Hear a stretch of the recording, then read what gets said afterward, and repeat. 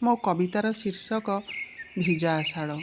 ଭିଜା ଆଷାଢ଼ ମୁଁ ପଚାର ନା ମୋତେ କେମିତି ଝରଇ ଲୁହ, ଚପଳା ନଥାଇ ବଜ୍ରପାତ ନାହିଁ ଝରେ ଲହୁ ହୋଇ ଲୁହ।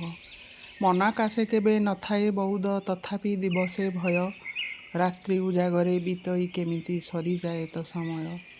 ଯନ୍ତ୍ରଣା ଯେତେ ଘନୀଭୂତ ହୋଇ ଛାତିରେ ହୁଅନ୍ତି କୋହ, ଦୁଃଖ ଜର୍ଜରିତ ଜୀବନ ପରିଧି ସବୁବେଳେ ଅଶ୍ରୁମୟ। ଚତୁର୍ଦିଗେ ମୋର ଖାଲି ହାହାକାର ଶୂନ୍ୟତା ଭିତରେ ଘର, କେଉଁଠି କେମିତି କଲି ଅପରାଧ ସାକ୍ଷୀ ନାହିଁ କେହି ତାର।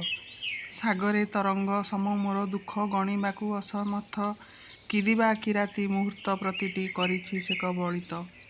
ଦୁନିଆର ରୀତି ଦେଖି ନୀତି ପ୍ରତି ମନ ହୁଏ ମୋ ବିମୁଖ, ସ୍ୱାର୍ଥ ବିଜଡ଼ିତ ସମ୍ପର୍କ ସମସ୍ତ କହିବି କାହାକୁ ଦୁଃଖ। ତଥାପି କାହିଁକି କେଜାଣି କେମିତି ମନେ ପଡ଼େ ସେ ଅତୀତ, ଦେଇଥିଲା ଯାହା ଛଡ଼େଇ ନେଇଛି ତାଠାରୁ ବେଶୀ ବହୁତ। ଭିଜା ଆଷାଢ଼ ମୁଁ ପଚାର ନା ମୋତେ ମୋ ଦେହରେ କ୍ଷତ କେତେ, ଯାହା ସବୁ ଅଛି ବୈଶାଖ ଦେଇଛି ଝାଞ୍ଜି ପବନର ସାଥେ। ଆଗକୁ ଆସୁଛି ଶ୍ରାବଣର ଋତୁ ଭିଜାଇ ଦବାକୁ ମୋତେ, ଭିଜା ଆଷାଢ଼ ମୁଁ କେତେ ବା ଭିଜିବି ଭିଜି ବତୁରିବି ସତେ। ବାଇ ଚଢ଼େଇର ବସା ନୁହେଁ ମୋର ବାଆରେ ଦୋହଲୁଥିବ, ଝାଟି ମାଟି ଘରେ ମୋ ଜୀବନ କଟେ ଶ୍ରାବଣେ ଭୁଷୁଡ଼ି ଯିବ। ହୃଦ ଭରି ଦୁଃଖ ଦରଦ ରଖିଛି ବସନ୍ତକୁ ଚାହିଁ ଚାହିଁ, ସିଏ କି ଆସିବ ପୃଥିବୀକୁ ମୋର ମନ ଖୋଲି ଦେବି କହି।